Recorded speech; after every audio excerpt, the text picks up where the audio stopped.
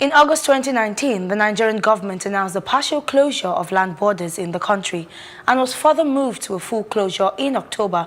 Reasons for this, the government said, was due to smuggling of lack of adherence to ECOWAS treaty by neighboring countries. Of particular interest to the government, however, was the smuggling of rice into the country. I have with me here in the studio Anand Bajatia. He is the CEO of Stallion, to speak on the impact of the closure on local rice producers. Thank you so much for joining me in the studio. Thank you for having me. Thank you. Certainly.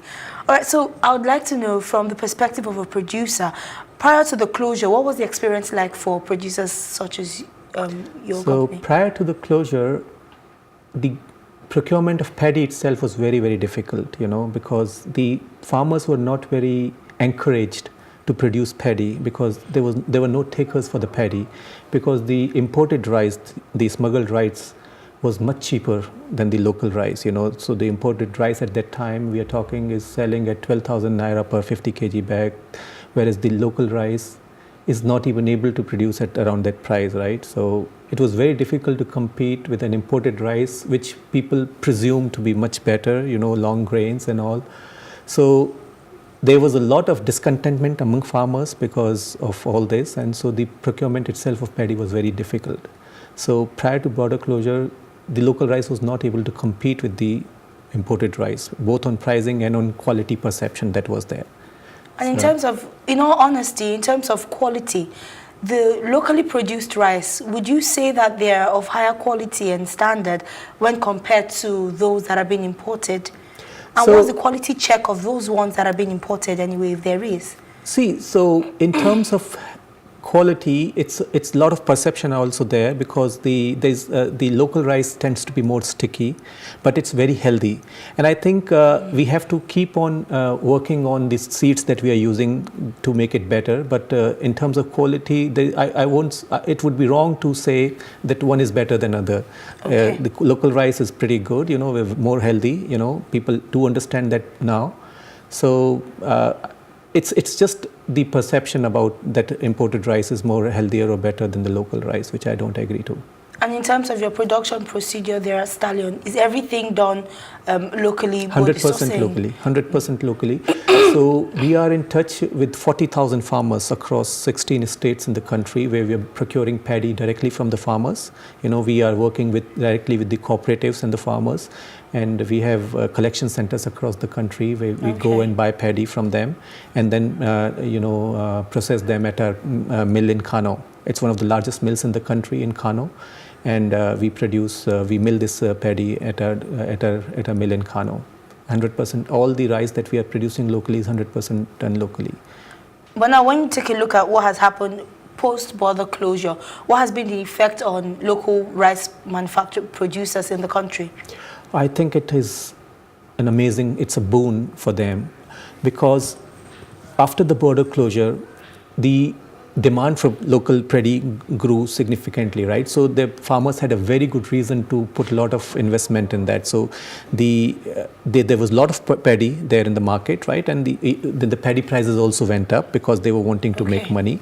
So we saw from August till October, mid of October, there was a serious increase in price. Everybody was talking about the price increase that we saw after the border closure, and that became the talk of the town. And there were a lot of things that... So we're talking about how much for a bag of rice? So it grew from, let's say, we were talking about 14,000 naira per bag before the border closure, which went up to, even it was starting to touch around 27,000 naira per 50 kg bag. But then I think the CBN and the government came into action. We had a lot of discussions with the stakeholders, right?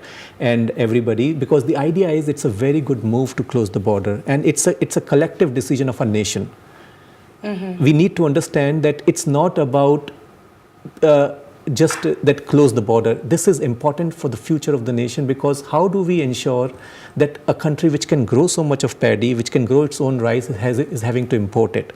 You cannot just go on and have these people compete with the best in the world, which are in the Thailand and the Vietnamese, because they have been in this business for quite long. True. And they are very, very far ahead in the game. So we need some protection for our local farmers to compete with them. And if you don't take immediate steps, and this is one of the most important steps taken, that we have to protect them some way, right? That, okay, here we are, we close the borders, we are protecting it, grow paddy. So if they start making money in the process, that's when the more investments will go into the system. So the paddy, after the border closure, the farmers started getting, more interested interested in growing paddy because they are making money around it. More paddy is available in the market, so rice producers, the millers are very happy because they can procure paddy, which was one of their big pain points. They are not able to procure paddy, so paddy is available. Okay, the prices are going up, and that's when all the stakeholders came together, along with Ripan, and they said that, see, we have to be very careful. We should make good of this situation rather than bad, that let's not just get it out of our hand that the price can go anywhere. So all of us decided together that, okay, we need to ensure that the prices are kept in check, right? Okay. So that it doesn't get out of the hand of a poor person, because it was touching 25,000, but I think with a lot of intervention from the government, from everybody, a lot of like-minded thought, for the good of the nation, we have, I think, been able to ensure that the distributors are getting it in the range of around 14,500 naira, and the end consumer is getting it in the range of 17,500 naira from the stores, which is I think a very, very good move, and which has checked the inflation that we were seeing at the beginning, because people were talking about it will touch 50,000 naira, 70,000 naira, and what all talks were going on. Of course, that was not going to happen. I think an amazing work was done by the key stakeholders to check it. But in long term now, what should we be focusing on to ensure that this is a very sustainable process, and at the end of the day, everyone becomes a winner? It's not that just the farmers are winning and then the consumers are complaining about the pricing. Yeah, very true. So, see, we have to ensure that we, first of all, train, educate our farmers. The cost is high, that's why the price is high, right?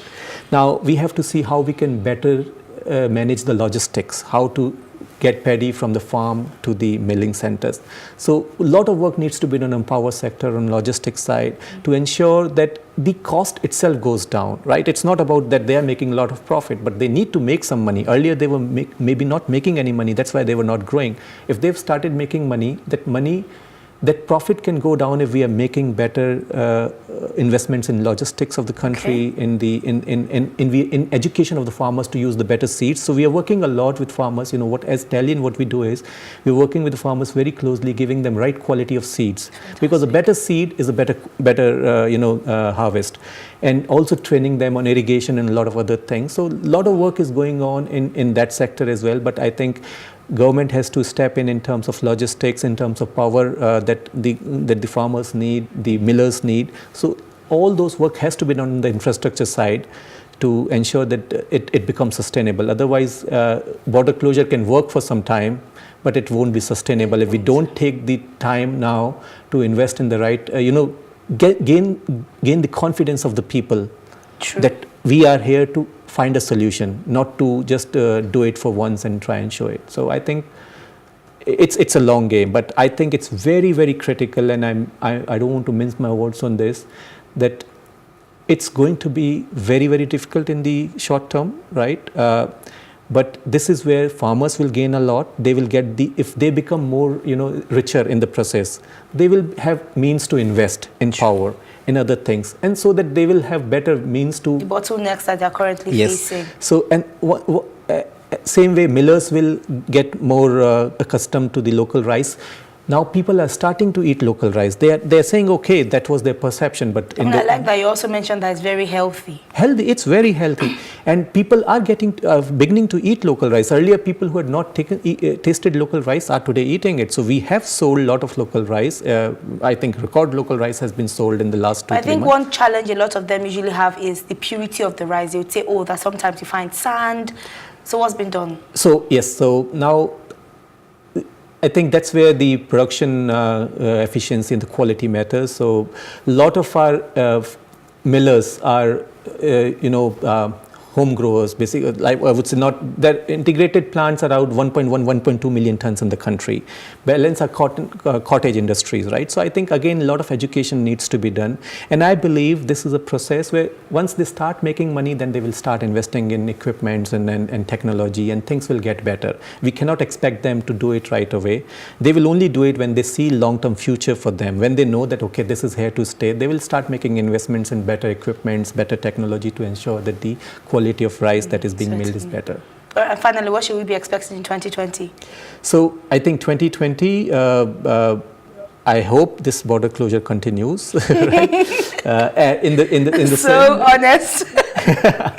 I think it's important because I was talking to some people, and there is no way you can stop an economic arbitrage, right? So if there is an arbitrage for people in the neighboring countries to bring rice there and sell here, if we don't take stern actions and stern measures, you won't stop it. So that's where I think we have to be very stern, very clear in our head what we need to do. And what good has been done in the last 3-4 months, I think we need to take it to a point that we have clear agreements with the neighboring countries that this is what we need of them before we undo this situation. All right, thank you very much. Because of time, that's all we can have. But thank you so much for joining us today. Thank you very much.